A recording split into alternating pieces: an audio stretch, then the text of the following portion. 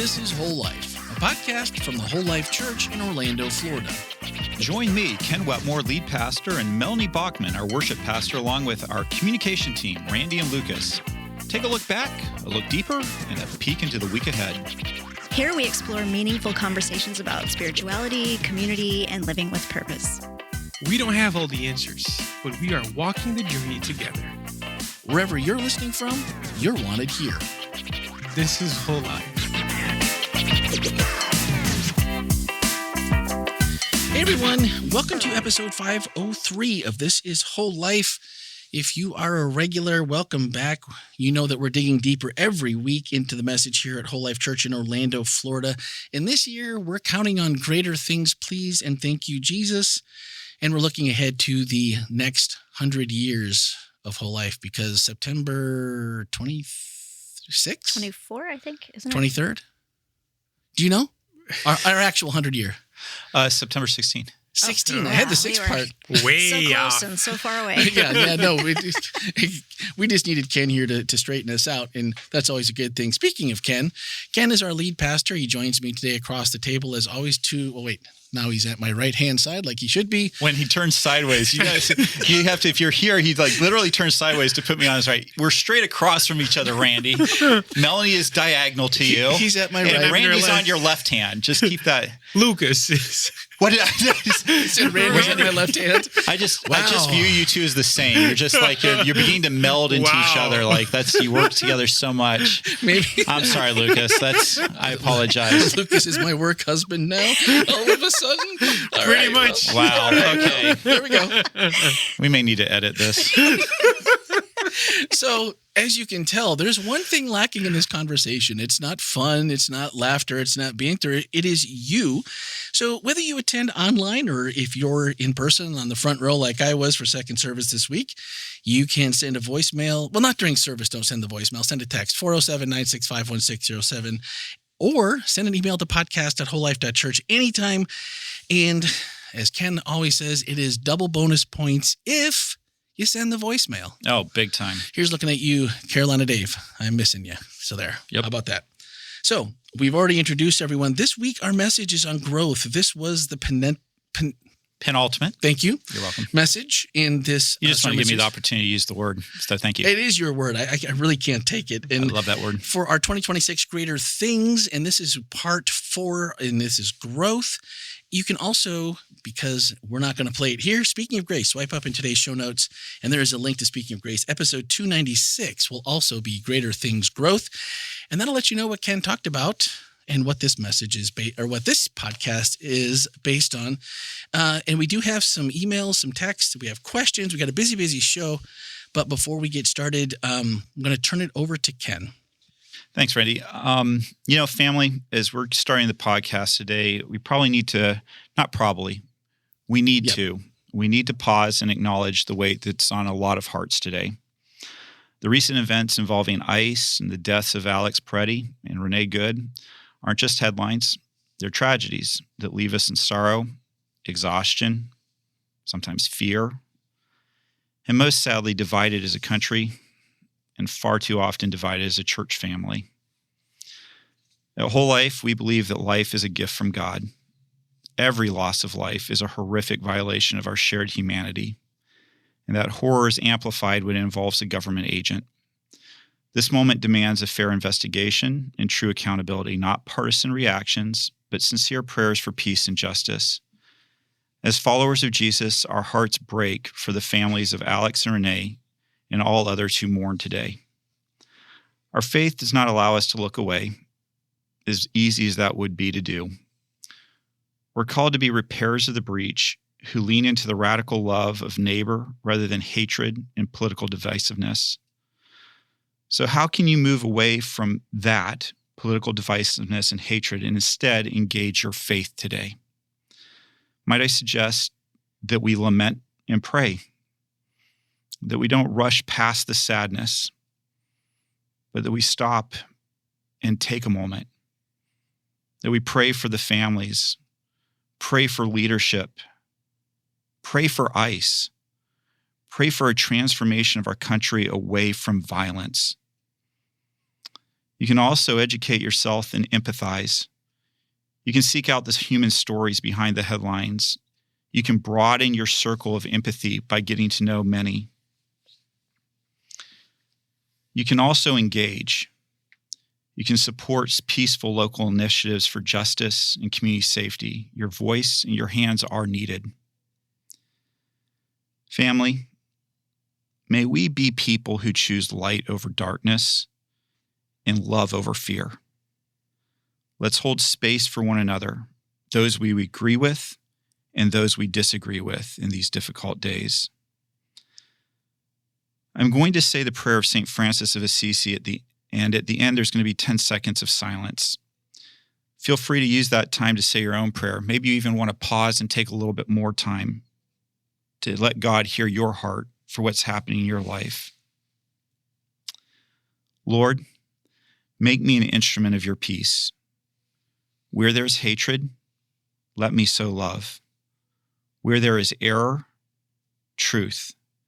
Where there is injury, pardon. Where there is doubt, faith. Where there is despair, hope. Where there is darkness, light. And where there is sadness, joy. O divine Master, grant that I may not so much seek to be consoled as to console, to be understood as to understand, to be loved as to love. For it is in giving that we receive, it is in pardoning that we are pardoned, it is in self-forgetting that we find, and it is in dying to ourselves that we are born to eternal life. Amen.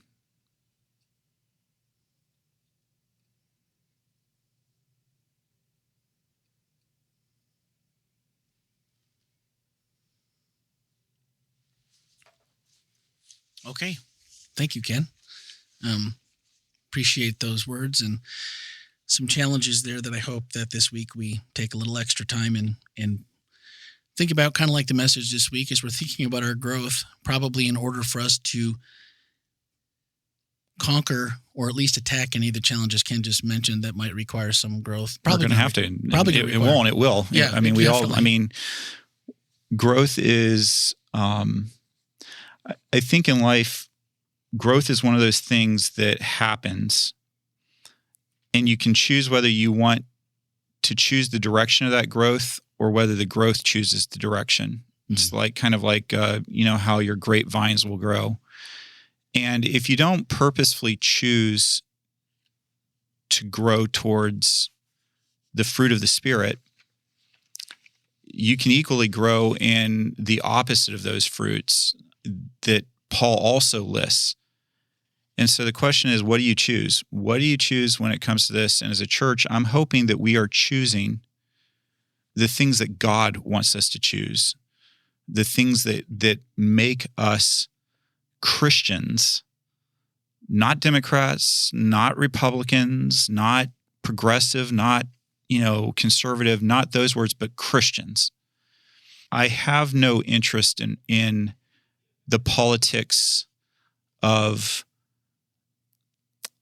as a pastor, let me say this, I don't have interest in the politics of things, but what I do have a great interest in is seeing our church members become more like Jesus and to treat their neighbor like Jesus. And when we see people not being treated the way that we think Jesus would be treating people, to care about that and to say something about that and to step up. And unfortunately, there's just a lot of hate right now. And, I bawled my eyes out this weekend. And it's not, it breaks my heart. I bawled my eyes out over Charlie Kirk in the horrific way he died. And I bawled my eyes out over Alex this weekend. We have to have compassion. We have to care. We have to get away from the just anger and violence that we're seeing. And I just hope we can do that. And growth has got to be a part of that. I think that's why our mission, vision, and values are even more important right now, because the whole thing about loving people, for some reason, that seems to be the hardest thing to do. And it is countercultural in a radical way. Loving people. It doesn't seem like it should be that radical, but it really is that radical. And spending time together with each other and learning how to love each other and how to love our neighbors, how to love people in this world, people that we're not attached to in some way, figuring out how to love is really the whole point of why we're here. And I think, I just think that is, for me, when I start feeling rage and I want to see justice done the way that I think justice should be done, I really have to slow myself down and say, okay, it's okay to be angry. Jesus got angry. Mm-hmm. But hatred, when I start feeling that in my heart, I've got a problem. Yeah. I've got a big problem. And that's hard, because when you're afraid, when you feel like there isn't going to be justice, it's an easy thing for those who are receiving justice, but when you feel like you're not, and when you feel like things aren't going to be made right, is a very hard thing to be like Jesus, who puts his arms out on the cross and is being nailed to the cross, saying, "Father, forgive them, because they don't know what they do." Yeah. And so it is a difficult thing to know when and how to engage the issues that we see. But I know that I'm praying about it. I'm doing what I feel like God's calling me to do, and I hope that you will too. But what I do know, beyond any shadow of doubt, is that hatred is not of God. Mm-mm. It's just not. I think that there is justice. Justice is of God, but hatred, as I feel that in my heart, I have to ask myself. Where's that coming from? And I have to say to God, please get it out. Yeah. Care about injustice, care about that, but don't let me become filled with rage and anger that caused me to treat people in a way that God wouldn't be proud of. And I think we all have that. No matter who you are, I think you have those issues in your life where you know you need God to work on that and grow you as a person. I was just thinking about Jonah when you said that. Like, oh, okay, fine. Yeah, I knew what you were going to do, and that's why I didn't want to do it. I didn't want to be nice to those people because I figured you were going to wipe them out. But no, you're too nice. You weren't going to do it. So now, why should I feel? Why should I feel that compassion? Why should I feel that that love for them that you gave them? And it's always when you feel, like you said, when you feel the rage. That's a really good biblical reference. Kind of felt like Jonah's rage about it. Yeah, the Ninevites had completely the Assyrians, they had been ruthless with the Israelites, ruthless in how they treat him. So Jonah had a lot of rage towards them. And then when God brings the worm that eats through that leaf, God says, "So you really care more about your own comfort, isn't it? And than you do about these people, even though that they've been vile and horrible." And so it is one of those difficult things. And the thing that I just notice is that no matter which side of the political spectrum you're on, and I talk to a lot of people on both sides of the political spectrum, they think the other side is vile and horrible and out to ruin America as they know it. And that creates hatred. And when hatred starts coming in, people quit listening to one another and seeing each other as bearers of God's image, and then they just become objects to be gotten out of the way. Yeah, and we can't do that. We can't do that here at Whole Life, and we've got to, no matter who you are here at Whole Life, we've got to care for one another. We've got to care for our community. We've got to care for the person who we don't know that's out there. Well, I didn't plan it that way, but Ken just wiped out half the podcast. Oh, well, and so that was perfect. So I know we only have a certain a bit of time today because Ken's got to go. So I think you just you just took care of it. Took care. All right. That was my biggest question. I didn't know I was doing that. Well, thanks for joining us this week. Yeah, no, we're not quite done yet. Yeah. Not quite done yet, but that was the because you did say in your message, if you don't choose the growth direction, it chooses you. Mm-hmm. And that was really the biggest thing that I wanted to investigate today. And I think with the opening and what we just talked about, I think we answered that one quite nicely. So we're going to do you have something else? No, I was just going to say, I mean, life is a lot like, the country roads I grew up on. They have deep ruts. Unless you choose to get out of the rut, you're going to stay in it, and it's going to drive you to where it wants to go instead of you taking the wheel and going where you need to be. I think there's a song, something about Jesus take the wheel. Something like that. Carrie Underwood. Is that who it is? Yeah. Okay. Well, I mean, I've heard it. Not much of a country fan. I mean, I shouldn't say new country. I'm more of a give me some Johnny Cash and those kinds of people. Can you not be both? Probably could be. Wow.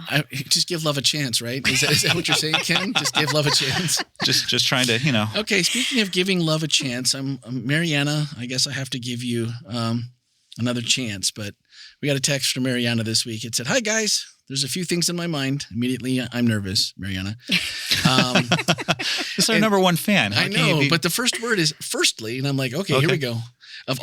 First of all, big kudos to the praise and worship team these past 2 weeks. Melanie, your team. Yeah. There you go. Albert and all the musicians, fantastic job. I could really feel the Holy Spirit moving, and it touched me deeply. Secondly, I'm glad to hear that I'm not the only one, Melanie. Did I say that out? That was sorry. You said it out loud. You said that out loud. I'm glad I'm not the only one that's not a big fan of the new theme song.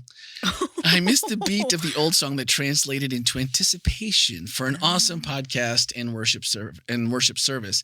So I don't know if you're talking about the hype video into worship service or the new theme song to the podcast, or both, which I'm responsible for. So I'm really Albert's responsible for the hype song. Right. I'm only responsible for the visuals. I guess you're going to have to clarify that. So find out next week.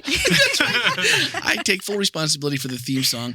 And I will say that Ellie this week listened to the podcast for the first time in a while. And she's like, "Dad, that new theme song's rubbing off on me. I like it." So, I'm just going to keep throwing mine way into. to take the people that you financially support and put them in a place where they have to make decisions, huh? I feel like there might be some undue pressure. I felt like it was unfiltered. It was just an off the cuff. I would like to eat what's in the refrigerator. I love the new theme song, Dad. Tuition to college is amazing. Yeah, I didn't threaten the Wi-Fi password or making her pay for her own phone or anything like that. I promise. However, let's see. I appreciate innovation and trying new things, but I'm also a firm believer that if it ain't broke, don't fix it. Anyway, just thought I would share my humble opinion since I am a top fan. That's true. Love you guys. Mariana, we love you too. You do carry weight. Influence, yes. Yeah. So that's, I can't deny that. And so that's under advisement, but it's not going to change. Wow. We should do a contest. Oh, yeah, really? Who picks the best song? Submit your own podcast song. We could probably do that. It'd have to be pretty good because the funkalicious nature of the new theme song, that is really something I'm digging. And by the way, she did send a follow-up, which I caught just before we went to tape. She said, "Oh yeah, by the way, this also popped up on my Facebook memories today." The 400th episode. She got a picture from that amazing thing. That was really good. So I will put that in the Slack channel. When does our 600th episode come up? Have you mapped that out? So that would be going to be like 2027 somewhere. 2 years. Yeah, because it was right after the beginning of this year, so it'll probably be right into 2028. Will be 600 because it's 100 episodes. Yeah, that'd be 5,204 from basically the second week of this year. So minus the ones we've done already. Yeah. Maybe if we put out some bonus episodes, we can get there quicker. Oh, bonus episodes. We're at 540, I think, already. With the bonus. So that's I never counted the bonus. These were just straight other ones because I feel like. So how do you know what to celebrate then? I don't know. Well, the bonus episodes, I always felt like were just extras and whatever. I didn't feel like that was. Well, you're the podcast guru. We trust, and Randy we trust when it comes to podcasts. No, that didn't feel praiseworthy. All right, we have an email from Nate who said, "Hi, podcast team. Candy used Mark 8:34 in this week's sermon that included the phrase, 'take up your cross.' What does this invitation from Christ mean? How does one recognize their cross? I've typically been presented that the cross is a negative burden. Jesus is often described as asking God to take away the cross. The negative suffering image of the cross seems very different than an invitation to growth. Am I supposed to see the cross as a positive? Wow. Nate came out. That's a great question. Woo! I know. That was a yikes. I'm glad this is why Ken and Melanie are on that side of the table. They are the question answerers. I feel like I might have answered this one during first service, so I'm going to let Melanie take a crack at it. No? The one you answered? I don't think this was the one. No, I was pretty sure it was. Did he send that one? Did he send it by text as well? I don't think so. Okay. So this is an email we received? This was an email. Oh, so it wasn't. Yeah. No. So I couldn't. So I couldn't. So no. So I'm just trying to get out of. I'm sure somebody sent something almost identical to that. Maybe Maybe he sent you a text message. I think the question that you answered during service was a question about what did it mean for Jesus to say, "Take up your cross," when he hadn't actually been on the cross. Yeah. And Nate's really just time. asking, am I supposed to see the cross as a positive? Yeah. Given the negative connotations, even with Jesus' story. Yeah, that's a great question that I don't really know if I know the answer to right off the. I mean, I think that Jesus listeners certainly wouldn't have heard it as a positive when Jesus said it. The cross was, like I said at some point, I'm pretty sure on Saturday, the crosses were very negative. Everybody in that time period had probably seen somebody who'd been crucified. They probably witnessed this. The Romans were notorious for crucifying people in large numbers, fairly frequently in this part of the world.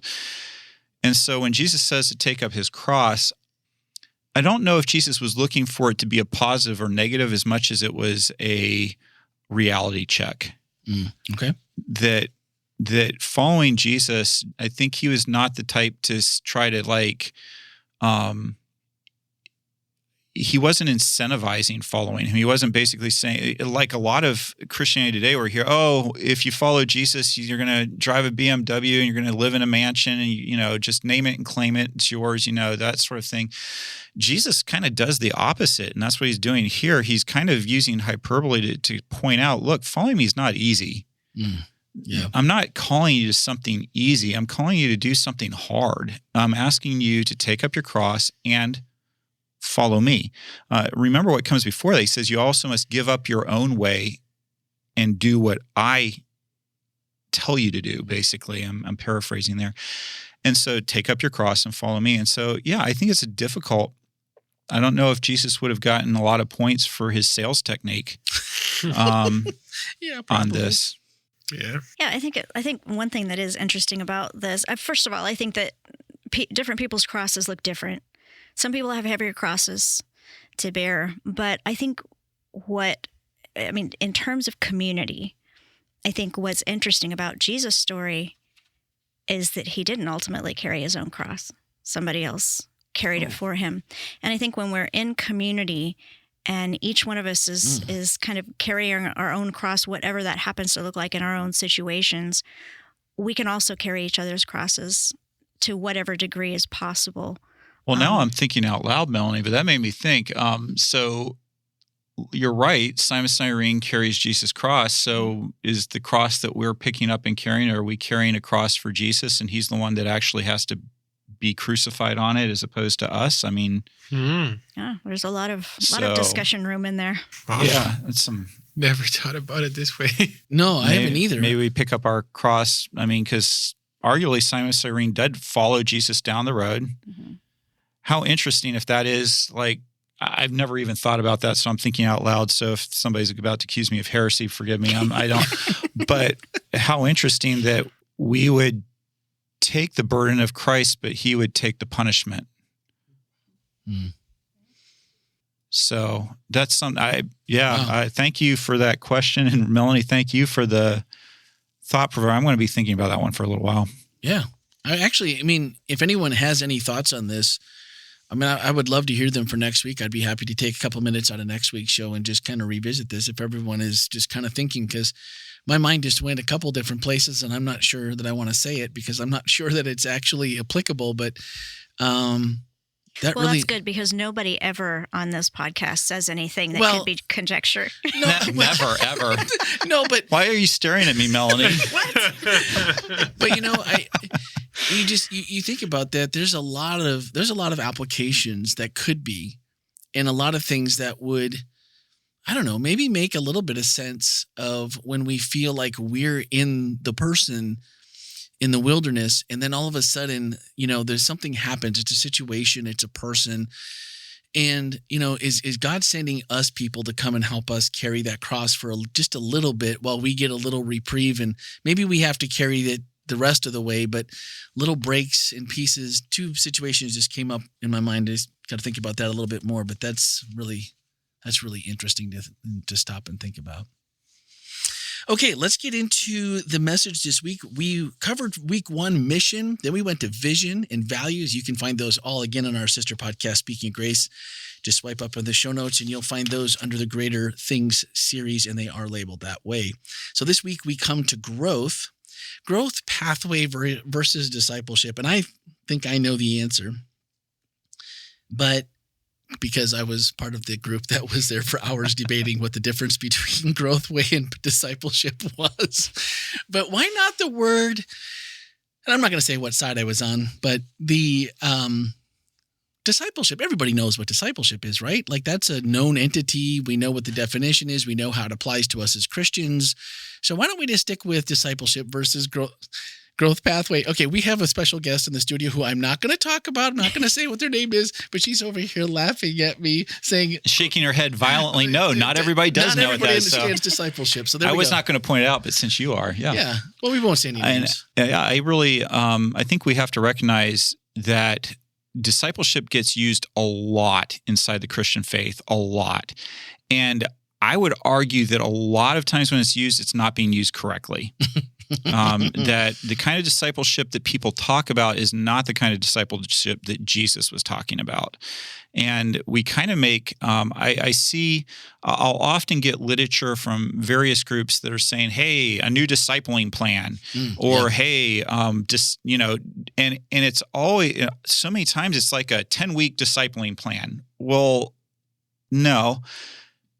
Being a disciple of Jesus' call is come follow me. And that's, like your marriage vows until death do us part. That is the call of Jesus to you. And so you don't quit being a disciple or you don't quit growing when you get baptized. And so I think that one of the things that we really want to help people understand is that no matter whether you have been attending whole life for the last 70 years and you have, followed Jesus your entire life, or if you're the person that just walked in off the street who's never even heard the name of Jesus, and it's the first time you're experiencing that, no matter who you are taking your next step with Jesus, and you need to be thinking about what your next step is with Jesus. And I think that as a pastor, I'm a lot more worried about the spiritual health of people who have been Christians for a long time than the people who are just meeting Jesus, because the people who are just meeting Jesus, they're like, oh, wow, this is amazing. It's like, when you first, you first find something that you've never experienced before, and you're like, oh, what was that? What do we call it? Kringle? Is that it? That is. How did that come? How did that? I don't know how that managed to make its way, but I'd never had Kringle before last week, right? And you ordered Kringle and you brought it in, and now you and I and Lucas and maybe a couple other people, we're going to go together and get another one. Right? Lucas was ordering earlier today. Oh, did you get the caramel? That's the one that I'm. That's the one for. I want. I will go halvesies with you. Okay. Yeah. So, but my point is when when you see that for the first time, you're like all excited about it. You're all about it. And then it becomes normal and you stop really appreciating it. And so for me, the part that I want people to really focus on, we often apply discipleship to people who don't know Jesus. We need to disciple them into a relationship with Christ. Yes, true. And then they need to keep growing after that too. Well, now, wait a minute, but just hold just a second, because I got to play reporter here, because I have a quote from Ken from his message. And the quote was, she was like, okay, so anyway, we went on the date, and about 2 years later, we got married, and that's where our relationship just quit growing, right? We got married, so we're done. So we've been married January 2nd. We've been married for 27 years without growing. So I think that you just when you repeat me back, I feel like, wow, I need to really work on my ums and my. I copy and pasted out of necessity. I should have evened that out for you a little bit. But you were in the middle of a great story, and if you didn't hear the whole Good story, reporters just report the words the way they were said. You don't. So I accept what is true, and I will work on what needs to be worked on. I just thought it sounded like a podcast, like betting on the long shot. Yeah. Yeah, I thought that was absolutely. maybe so. Absolutely. So talk to us about betting on the long shot and not growing for 27 years. No, I think you're right. I think that's the question that brings up, though. Like you said, the person that's early in it. But what if they find it really hard to get out of that phase? Because if you're the new person and the only thing that you know is, okay, where I've been hasn't been great. Yeah. I got Jesus. Things feel amazing. Yep. I have this idea that maybe life is going to be, you've told me it's not going to be perfect, but I'm like, oh, you don't know where I've been, so you don't know the depths. So even if this goes down by 95%, I'm still going to be happy. Right. But then the reality kicks in and you look around and you go, wow. I mean, look at Melanie or look at Ken, look at Lucas, look at whoever. They've been lifelong Christians. And the only way spiritually you feel like you can belong is you kind of feel like you're looking up. You're not looking across. You know what I mean? You feel like spiritually maybe you're the like everyone else is done growing and you're still like, I haven't figured anything out other than life is better with Jesus. Yeah. How do we make people, based off this message, how do we make those feel like, because you said it's not in judgment that we're asking you these questions. We're wanting you to feel like you're part of the family. We're walking with you. We're going to resource you, give you tools. How do we make them feel like they're there? Well, wherever they are is where God has them. And then how do we know if we're mature enough to walk alongside and actually help them with those tools and not feel like, well, you'll get it eventually. Just stick with it. It'll be fine. Like we want to make sure that we're uplifting and we're never giving them the feeling that just because you may be spiritually younger than me, that I'm in any way superior. Yeah. I think that Ken's point of everybody has a next step to take is key, because nobody arrives, nobody gets there. And one thing I was going to say about the discipleship thing is, you said something about knowing that definition of discipleship. I think part of the problem is we've created a definition for discipleship. And even I remember looking at some of those, discipleship materials where, I don't know if you've ever done this, but you like fold a piece of paper and then you cut a little person out of it and then you stretch the paper and now you've got like 10 little people. And that seems for some reason to be a really popular visual to go along with discipleship. And it means everybody looks exactly the same. You've got this whole line of people that look exactly the same. And I think that we have to honor the fact that we're very different people. We're all coming from different places. We have different life experiences. We have different, levels of experience with God or with however, different opportunities for growth. And the point is not for all of us to look the same. The point is for all of us to grow the next thing in our lives that we need to grow.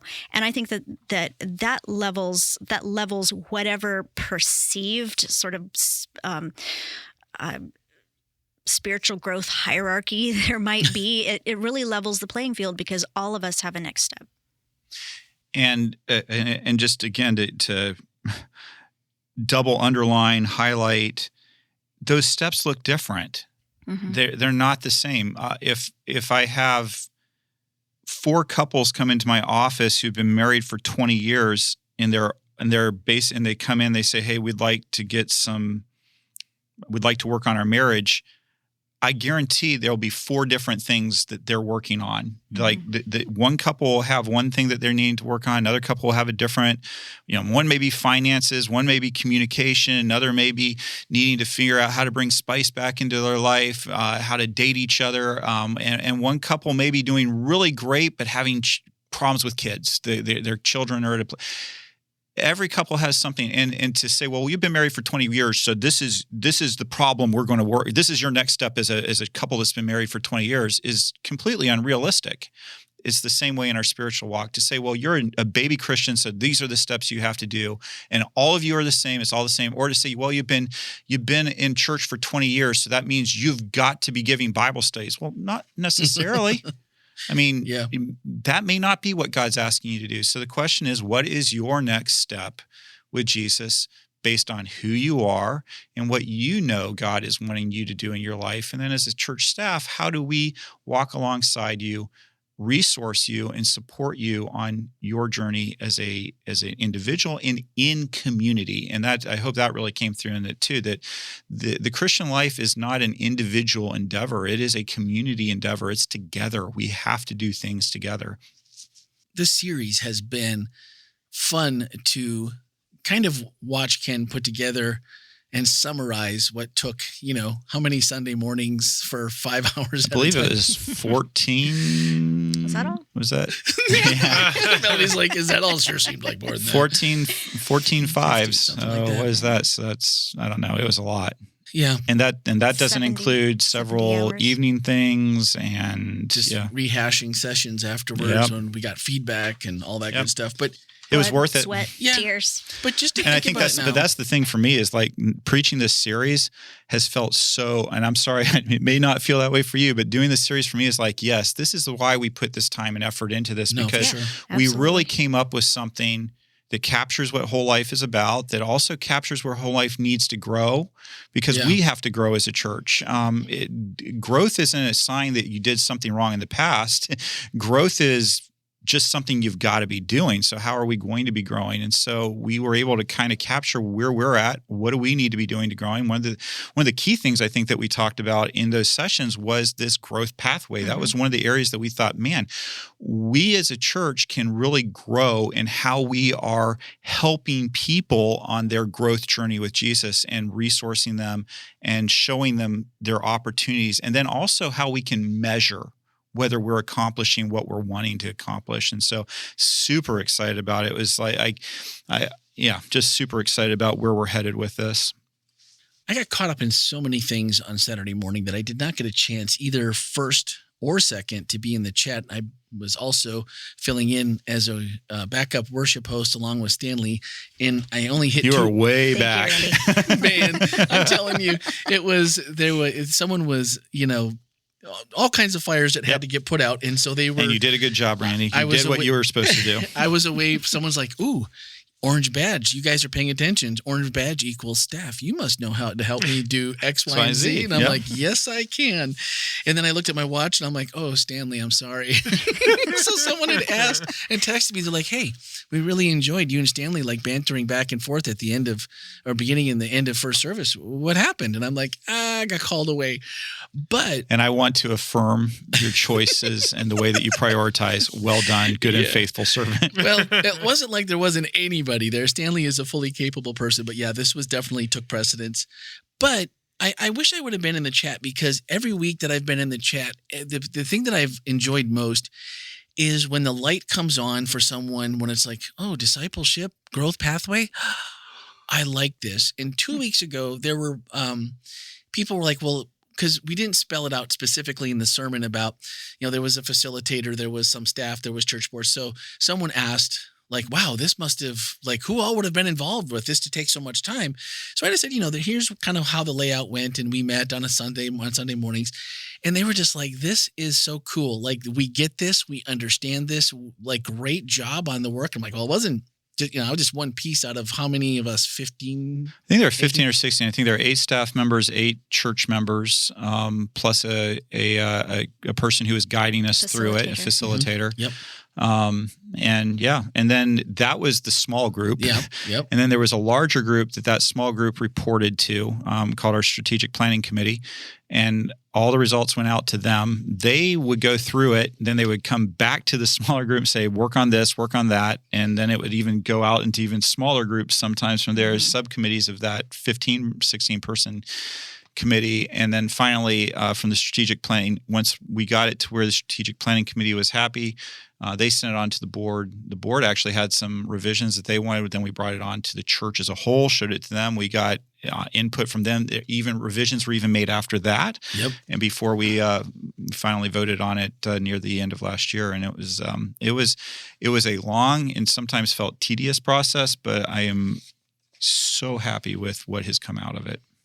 Long and difficult, but totally worth it, especially, again, when you just see people grasp what it is and then go, yeah, that's not only do I understand it, I can't wait to get started. This is meaningful. And then you pair that with the greater things and you're like, wow, this really is exciting. By the way, all of those of you who sent me an email or text message and said, I'm all in, you made my heart so happy. Yeah, I cannot tell you. And I had several people come up to me and say, oh, I'm all in, and that means I'm going to be doing this. Nice. And I don't know why. I should have known. We have such a cool church that I should have expected that, but it was just the coolest thing to me. I was actually surprised at the level of enthusiasm and excitement from so many people and what they were sharing and how they were like, okay, I see how this fits into who I am and who I am with whole life. But I think rarely do you put in that many opinions, that much input from as many people as you had, and you come out with something that everyone as a whole generally really likes and are sinking their teeth into and that was time well spent. I am excited to get this started. And when I started seeing those in the chat, we're all in. It was like, oh yeah, thanks guys. This makes me feel a lot better about those Sunday mornings because I'm not really a morning person. And but we did have good coffee. So there you go. Thanks to Randy. Thanks, Randy. But when in the growth pathways, when you were telling the story about Lucas coming up with those, and it was just like, he turns the screen, he's like, "This is what you guys want?" And I was like, yes. That was such a cool moment that I'd forgotten about. But to put those into Worship Connect service invitation, the genius of that is there's so many ways that each of us run into people, that we talk to people that we're comfortable sharing our journey with. And that might be because you got a great voice and you can sit next to someone in worship and not get the looks that I get when I'm like, oh shoot, that was singing out loud. Sorry, I'll be quiet and mouth the words next time. I didn't mean to throw you off. You can make a joyful noise, Randy. It's okay. And I don't know. It's not real joyful even to me, so I have to know. Maybe we should have a week where we put Randy and me and the praise team. The B team? This would be the C No, team? this would be the triple Z team. Triple Z team, yeah. So actually, we do have an ambient mic that picks up the congregation. Oh. So you just need to sit next to the ambient mic. You and me, Randy. Let's find that mic and just really belt into that mic.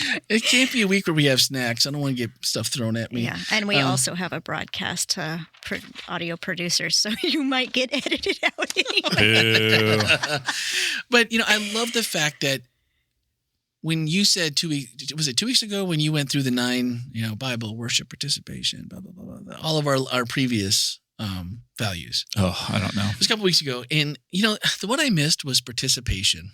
And I've struggled with that because I was the we are not getting rid of participation. And I was overruled. And we still have involvement. Well, that's participation. We do, but we have the invitation. The more now you know. What he's going to litigate this further. He's like, we are not done. I have more to say.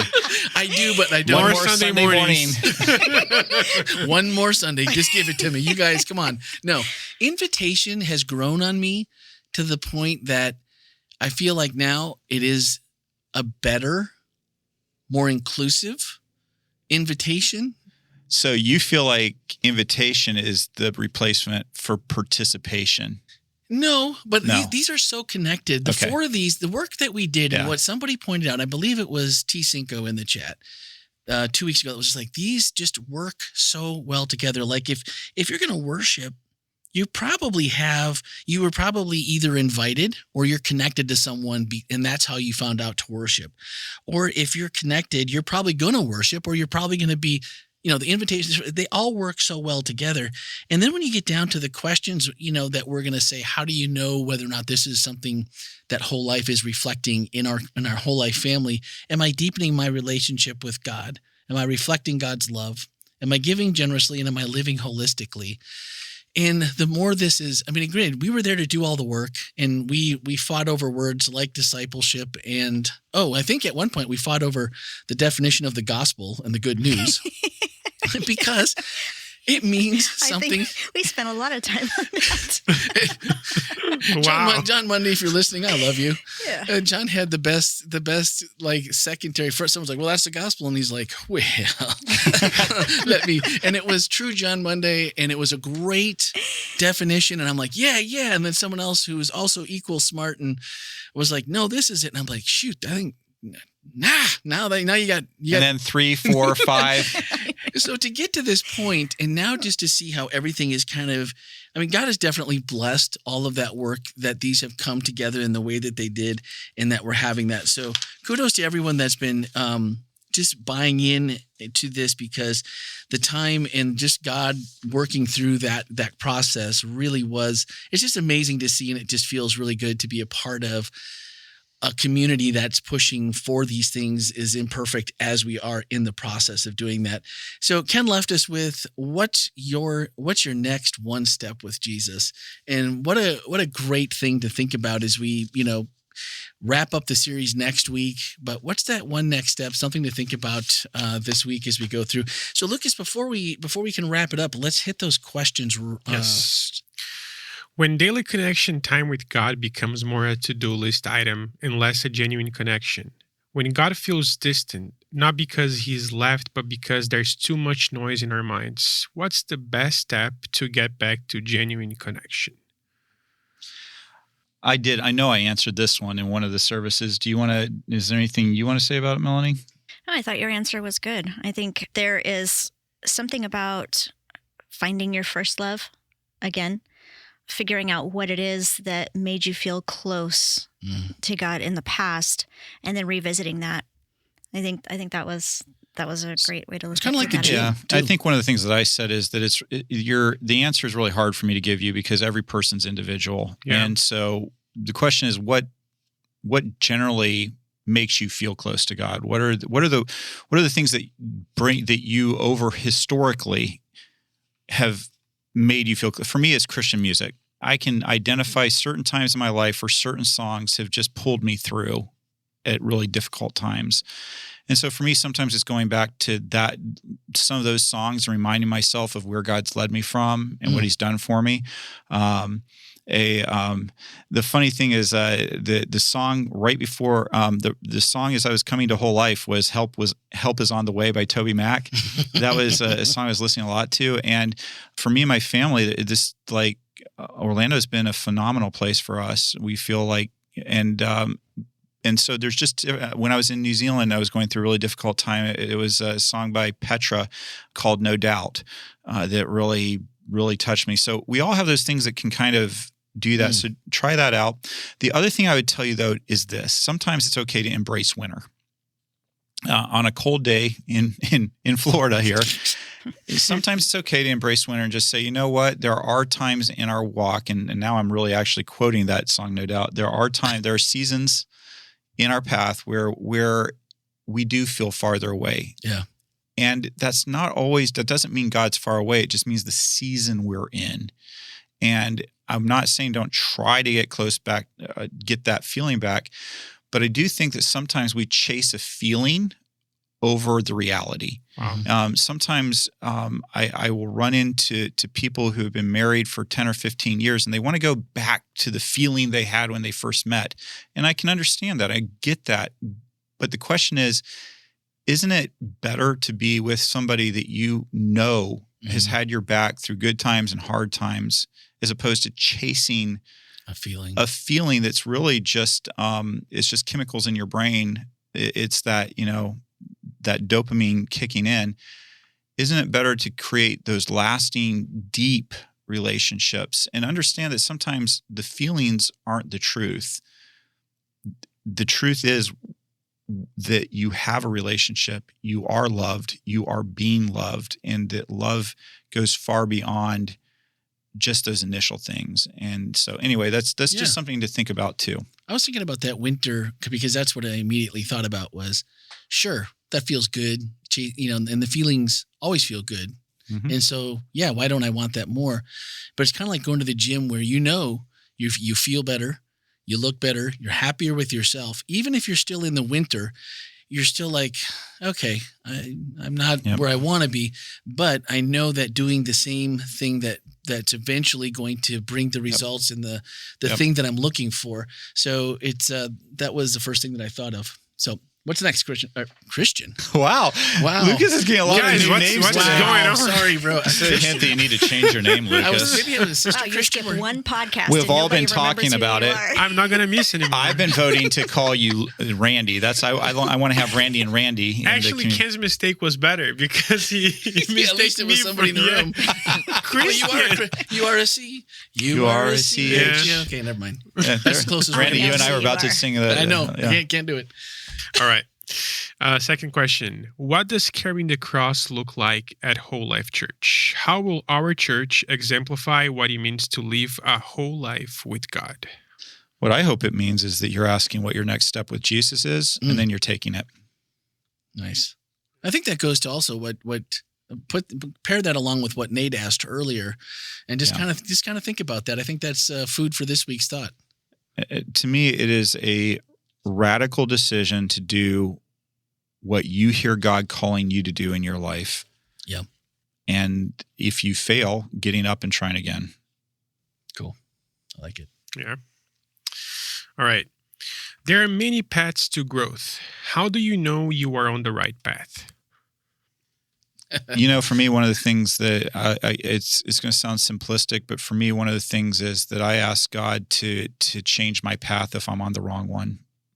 I go ahead and look and see, is the path on it, does it feel like it's scriptural? Does it feel like it's based in love as defined by 1 Corinthians 13? Is it these things? And then I tell God, you know, there's sometimes a lot of different things. The Bible says there's a lot of ways that it may seem right, but God knows. And so my thing to God is I don't want to be on the wrong path. I want to do the right thing, but life is complicated. It's hard to know. And so if I'm on the right path, I give you permission to change my path. I give you permission to put me in a different place. And then I trust that God will do that. The God that said that whoever seeks me with all their heart will find, I trust that that's the truth because I'm seeking God with my heart, and I'll trust that He'll let me find what He wants me to be doing. And can we also just celebrate growth, period? I think if you're experiencing growth, that's got to be a good thing all the way around. Now, there may be particular areas in your life that you feel like God needs to point out to you and say, "Hey, this is something maybe we should work on." But if you're experiencing growth in any area of your life, I think that's a positive thing. Yep. That was a great disclaimer. Yeah. Thanks. That was good. Okay, and the last one. What are the obstacles that stunt growth? Selfishness. That's the big one. Doing what's comfortable and what I want. Selfishness really is one of the things that stunts growth, in my opinion. And then the unwillingness to do hard things. That's the other one that will really do it. Growth is not easy. You know, you were talking about the gym. That's one of my favorite metaphors for it. Going to the gym isn't fun always, and it's not always easy. And there are days you feel sore afterwards, and you're like, I don't feel like waking up and going and doing this. But growth requires doing hard things, and it's not always easy. And that's the biggest obstacle is apathy and selfishness. Those are the two things I would say. I think that one of the things that's difficult about growth is that you have to recognize that you need to grow in an area. And so many of us are like, we're fine. We're doing just fine. But I think taking that step of looking at yourself and doing an evaluation, being self-reflexive and saying, you know what, I need to grow here. I think that can, if you don't take the time to be self-reflexive, then you probably won't be moving in a direction of growth. I think the other one is fear. Because once we take a step in a direction, there's always the fear of failure or even almost the fear of success. Because if you take a step and it doesn't, look like you want it to look, then you feel like you failed. But then if you take that next step and you realize, oh, I've grown in this area and now more is going to be expected of me in this area, there can be some fear associated with that. So I would say those two things, self-reflexivity and fear.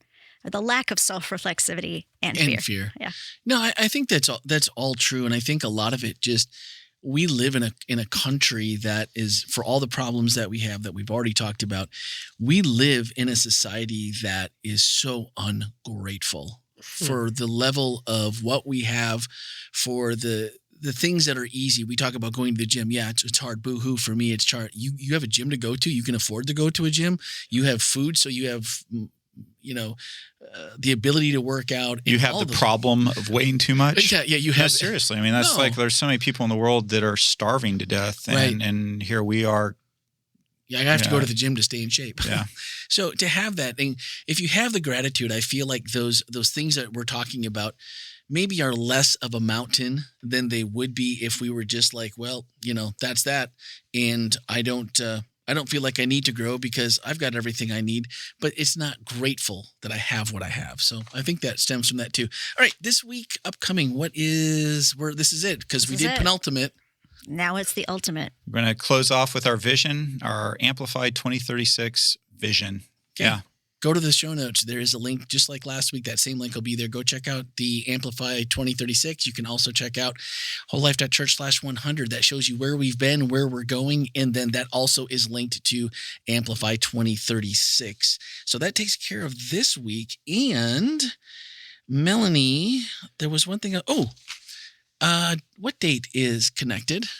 March 6 and 7. 6 is the preparation and 7 is the actual event. March 6 and 7. So you're going to have, so that is going to be, now everything on the website is not done because we don't have all the final, we know the final information. We just don't have the links yet because we're working with partners. Mm-hmm. So we are getting partners involved in that. But as we talk about all of these values, we talk about our growth pathway, and you start to think about these things. Where am I going to grow? Am I giving generously? Time, talent, and treasure. Ken talked about it this week, and I really wanted to just bring this up for Connected. Connected is our biggest outreach event of the year. Barn Party could be a close second. I mean, it is an outreach. This is a different kind, though. We are actually getting together with probably 25 to 30 partner organizations. If you're part of a small community, we're going to invite you to partner with them and take and make a little piece of Orlando in our area and our community better this year. So we're going to we just need a ton of participation. We want to show up big for everybody in our community. We're going to be doing a really cool run walk this year that we'll release more details. I'm not going to let you in on it yet, but it's going to be a lot of fun, and it's going to be right here at Whole Life. We're not going anywhere. Everything's going to start here this year. So just plan on being here. If you have guests that are coming into town, tell them to bring shorts, t-shirt, joggers. I don't know what the weather's going to be like, but make sure they've got an extra set of clothes, and maybe in case they would normally come in a suit and tie. Although I think we might have some things that they can do that way too. We can do that way too. Yeah. If your next step is serve, that's something that you want to do. Melanie. This is a great way to do it. And also keep an eye, because periodically in the lobby, we're going to have our partners that are featured at different tables. This last week we had Salt. Yeah. So there's some amazing opportunities to connect with Salt and volunteer or support them financially or whatever. But we're going to have more of our partners throughout the year who are going to be having tables in the lobby. So there will be so many opportunities for you to, if that's your next step, we have lots of opportunities. And that makes such a big difference in our community.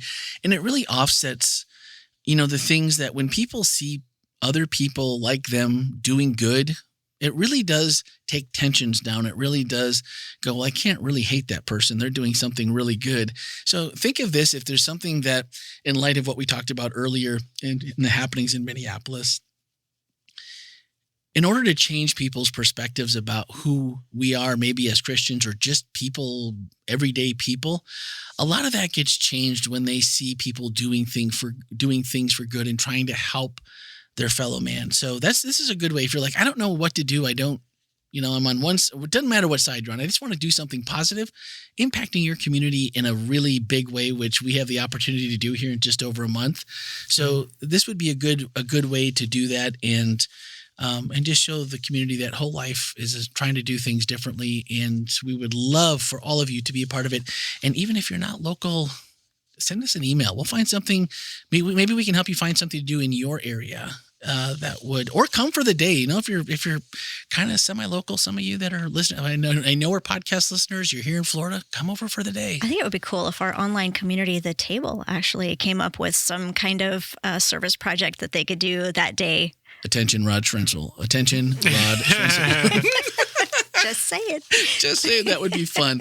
So, guys, You are really embracing the invitation part of it. I See? am. Yes. You know Yeah. Yes. You know what, though? That is I've met with probably 5 different people over the last couple of weeks for coffee. And the one thing that I hear that people that maybe haven't been connected yet, or they haven't found their niche yet, and many times they haven't been invited. And I know that's hard because you don't know someone's waiting for an invitation, right? Mhm. And so it's hard, but just know that's the heart of everything we do here is involvement, is to do things as a community, to do things as a family. And if it's not a personal invitation, it's me. So it is a personal invitation, but pass that on to someone else that you're like, you know what? You know who would be really good at this, or who might enjoy this, or who might benefit from this? Because it's a low-level ask. It's going out and helping someone in your community. I think most people have a hard time saying no to that. If you're a friend or an acquaintance that they like, be the invitation. I think that's an easy one as we come onto this event is just low-hanging fruit that we can all pick and feel good about. Say I invited someone, let the Holy Spirit do the rest of the work and see who out of the people that you invite who come and hang out. And you might make a new friend. They might find a small community. You might find, who knows? Who knows? Possibilities are endless. I'm excited for Connected this year. Yep.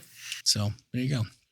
Anything else we're missing? I mean, Easter's a ways off yet, right? Easter's Did a I little just- bit ways off. We Did I do say have Easter? you did say Easter. I did say Easter. I'm We've sorry. actually already Calm been in down, planning Randy. meetings. There's a lot of Choir graphics that need practice to be starts made. Friday night. We are moving in that direction. But also, we have our Black History Month speaker Oh, and our that's Black what I- History Month concert. That's coming up a week from Saturday, so that's February the 7th. We're going to have a great speaker in the morning. Gail Murphy is going to be there in the morning as well for Gail music. Murphy. And then she is bringing a whole bunch of her friends, people whose names you will probably recognize are going to be there on Saturday night for the concert. So don't miss either one of those. Make a day of it. Bring your picnic basket lunch. We've got the fire pit. You can go sit Yep. by if you're coming from a little bit of a distance, or, Gail Murphy, come on. In the morning, twice In the one morning. day. I mean, if Yeah. you come for first and second, That's we're like going to. cake and icing Yeah, that's right True. there. And then the BOGO. concert is like, Yes. it's a BOGO with toppings because you get the concert at night. Yep. Yeah. That's Amazing. insane. Only at Whole Life, people. Come on now. Okay, I think that's it. Ken had to leave, but we don't need him to wrap it up. That was the one I think I was forgetting. I don't think there's anything else. I think that's it. All right. Boom. Thanks for listening to This is Whole Life. If today's conversation resonated with you, we invite you to subscribe, share, and leave a review on your favorite listening platform. To join the conversation, send a text or voicemail to 407-965-1607 or email podcast@wholelife.church. To learn more about Whole Life Church, worship with us online or in person, visit our website, wholelife.church. Until next time, this is Whole Life.